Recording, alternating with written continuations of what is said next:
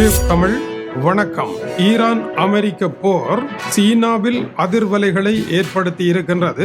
ஈரானின் பின்னணியில் சீனா நின்றது என்கின்ற பைனான்சியல் டைம்ஸ் கட்டுரையானது இந்த போரானது மத்திய கிழக்கில் இருந்து பசிபிக் நோக்கி நகர்ந்து கொண்டிருக்கின்ற போர் என்பதை தெளிவாக காட்டுகின்றது. தைவானில் இது தன்னுடைய கடைசி சுற்று மோதலை நடத்துவதற்கான வாய்ப்புகளை காட்டுகின்றது.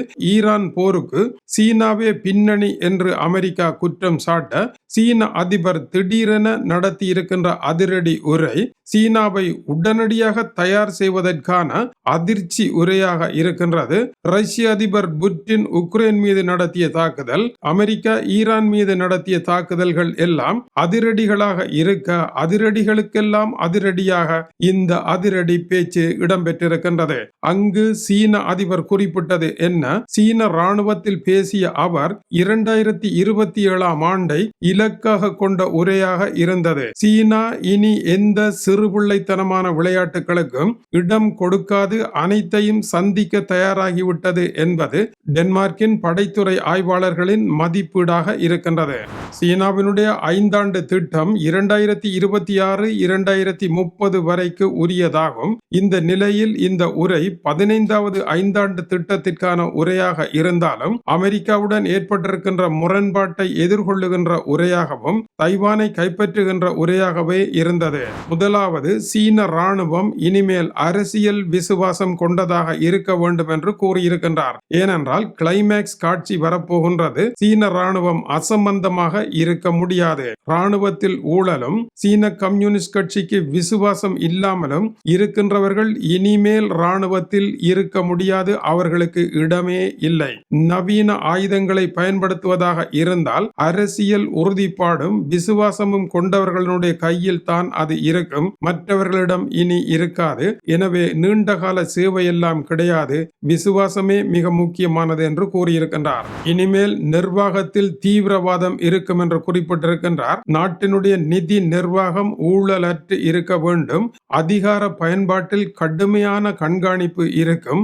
அதிகார துஷ்பிரயோகம் செய்ய இயலாது. இது நாட்டை சிறப்பாக நடத்துவதற்கு இப்பொழுது அவசரமாக தேவைப்படுகின்றது என்கின்றார். ஏனென்றால் பெரும் சிக்கல் ஒன்று வரப்போகின்றது. நாட்டை சிறியளவு பிழை இல்லாமல் நடத்தினால் மட்டுமே எதிரியை சந்திக்க முடியும். அடுத்தபடியாக போருக்கு தயார் என்று கூறியிருக்கின்றார். பயிற்சிகளை வெறுமனே சடங்காக நினைத்து செய்து தேக பயிற்சி செய்துவிட்டு போவது போல் செய்யக்கூடாது. உண்மையான ராணுவ இலக்கு எது என்பதை நினைத்து அதை நோக்காக கொண்டு அதற்கு ஏற்பத்தான் பயிற்சி செய்ய வேண்டும் என்று ராணுவ வீரர்களுக்கு கடும் உத்தரவு பிறப்பித்திருக்கின்றார். அடுத்த 2027 ஆண்டு ஏன் சீனாவிற்கு முக்கியமான ஆண்டு? சீன மக்கள் விடுதலை ராணுவம் கட்டியமைக்கப்பட்டு 100வது ஆண்டு அடுத்த ஆண்டாகும். 2027க்கு உள்ளாக தைவானை கைப்பற்ற வேண்டும் என்று ஜி ஜின்பின் உத்தரவிட்டிருக்கின்றார். 2035 ஆண்டிற்கு சீன ராணுவம் எந்த இலக்கை தொட்டிருக்குமோ அந்த இலக்கை 2027லேயே தொட்டுவிட வேண்டும் என்றும் அதிரடி உத்தரவு பிறப்பித்திருக்கின்றார். இப்பொழுது ஏப்ரல் மாதத்தில் நிற்கின்றோம். 2027 வருவதற்கு உள்ளாக அசுர வேகத்தில் செயற்பட்டு சீனா தயாராக நிற்க வேண்டும். ஏற்கனவே சீன அதிபரனுடைய உத்தரவு 2049 ஆண்டு 1949 ஆண்டு செஞ்சீன புரட்சி நடைபெற்றது. அதனுடைய 100வது ஆண்டு அதுவாகும். அந்த நேரம் சீனா உலகின் முதலிடத்தில் இருக்க வேண்டும். அமெரிக்க ராணுவத்திற்கு இணையாக அல்லது அதற்கு மேலாக சீனா இருக்க வேண்டும். அதற்கு அடுத்ததாக இருப்பது என்ற பேச்சுக்கே இடமில்லை என்றும் அதற்கேற்ப செயற்படுங்கள் என்றும் உத்தரவிட்டிருக்கின்றார். டென்மார்க்கினுடைய நிபுணர்களுடைய கருத்தின்படி சீனாவினுடைய பொருளாதாரம் இப்பொழுது உச்சம் பெற்றுவிட்டது. இனி ராணுவத்தை உச்சம் பெற செய்ய வேண்டிய வேலைகளை சீனா ஆரம்பித்து விட்டது என்பது இதனுடைய கருத்து என்கின்றார்கள். அதேவேளை சீன ராணுவத்தை சரியான முறையில் விரைவாக கட்டமைப்பு செய்து உறுதியாக அமெரிக்காவின் முன் நிறுத்த இதுவே சரியான தருணம். ஈரான் போரில் அமெரிக்கா தன்னுடைய சக்தியை விரயமாக்கி கொண்டிருக்கின்ற இந்த தருணத்தை விட்டால் வேறு தருணம் சீனாவிற்கு இல்லை என்பது சீனாவிற்கு தெரியும். சீனா திடீரென கனவேகம் எடுப்பது எடுப்பது 2027 வரக்கூடிய ஒரு பெரிய மோதலை இனி தடுக்க முடியாது என்று கருதுகின்றதா என்பது கேள்விக்குறி. இந்த அச்சம் இப்பொழுது அமெரிக்கா அதன் நட்பு நாடுகளிலெல்லாம் வேகமாக பரவ ஆரம்பித்து விட்டது. ஈரான் போர் இன்னமும் சரியாக ஓர் இலக்கை எட்டி தொடாத நிலையில் சீனாவினுடைய இந்த நகர்வு அச்சம் தருகின்றது. அமெரிக்க அதிபர் அவசரமாக ஈரான் போரை முடிக்கப் போகின்றேன் என்று நேற்று கூறியிருந்தது இதில் ஓர் அங்கமாகவே இருக்கின்றது.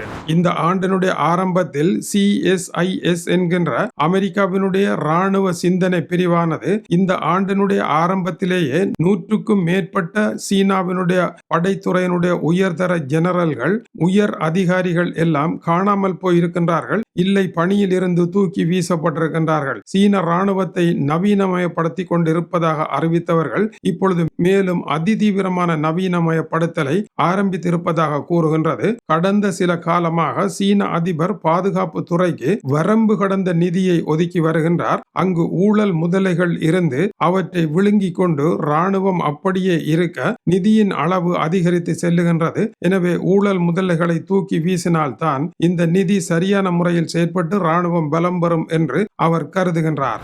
ராணுவ உயர் மட்டம் ஊழல் மயமாகி கிடக்கின்றது என்கின்ற வலி சீன அதிபருக்கு இன்னமும் இறங்கவில்லை. அவருடைய கடமை மிக அருகில் வந்துவிட்டது. தன்னுடைய கடமையை முடிப்பதற்கு சில காலம் தாமதிக்கலாம் என்று அவர் நினைத்தது தவறாக மாறிவிட்டது. இப்பொழுது அவர் நினைத்தாலும் அவர் நினைக்காவிட்டாலும் மரம் போல சீனா இருக்கின்றது. காற்று வந்து பசிபிக்கில் மோதப் போகின்றது. அதற்கு முன்னதாக தயாராக வேண்டிய நெருக்கடி ஒன்றை இன்றைய ஈரான் போர் ஏற்படுத்தி இருக்கின்றது. சுனாமி புறப்பட்டு விட்டது. இனிமேல் ஊழல் செய்து கொண்டு படுத்திருக்க முடியாது என்பது அவருடைய கருத்து. திறமையற்ற ராணுவ பலத்திற்கு பெருந்தொகையான நிதியை கொட்டுவதனால் அவர்கள் ஒரு காலமும் திறமை பெற்றுவிடப் போவது இல்லை. திறமைக்கும் நிதிக்கும் பெரிய அளவில் தொடர்பு கிடையாது என்பதை சீன அதிபர் இப்பொழுது புரிந்திருக்கின்றார். சீன ஆட்சியை கவிழ்ப்பதற்காக சதி செய்தவர்களாய் இவ்வாறு நீக்கப்படுகின்றார்கள் என்றால் அந்த பேச்சுக்கே இடம் கிடையாது. சீன ஆட்சியை கவிழ்க்க முடியாது. சீனா தயாராகின்றது என்பது அதனுடைய கருத்து. இன்று வெளியாகி இருக்கின்ற பைனான்சியல் டைம்ஸ் கட்டுரையில் சீனாவினுடைய மிக முக்கியமான சேட்டலைட் ஈரானுக்காக வேலை செய்திருக்கின்றது. அமெரிக்காவை தோல்வி நிலைக்கு தள்ளியதும் அதே சேட்டலைட் தான் என்று பைனான்சியல் டைம்ஸ் எழுதியிருக்கின்றது. எனவேதான் இப்பொழுது ஏற்பட்டிருக்கின்ற நெருக்கடியை ஈரானை வெல்வதனால் தீர்க்க முடியாது என்பது அமெரிக்காவிற்கு தெரியும். அதேபோல ஈரான் போரினால் அமெரிக்காவை வீழ்த்திவிட முடியாது என்பது சீனாவிற்கு தெரியும். ஆகவே இந்த இருவரும் சந்திக்கக்கூடிய அபாயமான ஒரு எரிமலை வெடித்து பறந்திருக்கின்றது. இது அடுத்ததாக என்ன செய்ய போகின்றது என்று யாருக்குமே தெரியாத வேகம் எடுத்திருக்கின்றது. துனிசியாவில் ஆரம்பித்த புரட்சியானது எகிப்திற்குள் சென்று லிபியாவிற்குள் சென்று சிரியாவிற்குள் சென்று ஈரானுக்குள் சென்று மத்திய கிழக்குக்குள் மோதி அங்கிருந்து மிக வேகம் எடுத்து பசிபிக் பிராந்தியத்தை நோக்கி இந்த சுனாமி பறக்க போகின்றது. சீனாவினுடைய பட்டு வழி முந்தி வரப்போகின்றதா, இல்லை இந்த சுனாமி பட்டு வழியை அள்ளி வீச போகின்றதா? நிலைமை மிக பாரதூரமான சூறாவளியாக சுழல ஆரம்பித்திருக்கின்றது. தொடர்ந்து இணைந்திருங்கள். மேலும் நடுநடுங்க வைக்கும் பல செய்திகள் வந்திருக்கின்றன, காத்திருங்கள். இது டியூப் தமிழனுடைய உலக செய்திகளுக்காக டென்மார்க்கில் இருந்து கீசே துறை. வணக்கம் உறவுகளை.